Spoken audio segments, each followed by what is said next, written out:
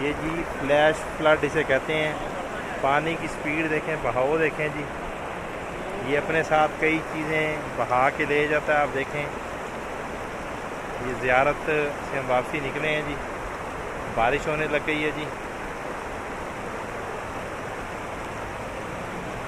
पानी की स्पीड देखें जी। यहाँ पे पानी की स्पीड देखें आप, किस कदर तेज़ी से पानी जा रहा है जी, और मज़ीद पीछे से तेज़ होता जा रहा है ये।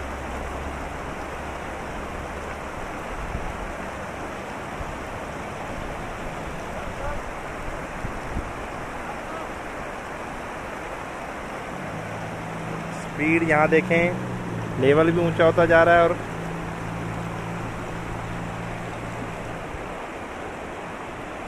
ये पीछे बारिश हुई है तो उसका पानी, कोई बारिश हुई है, ये फ्लैश फ्लड एकदम से आता है।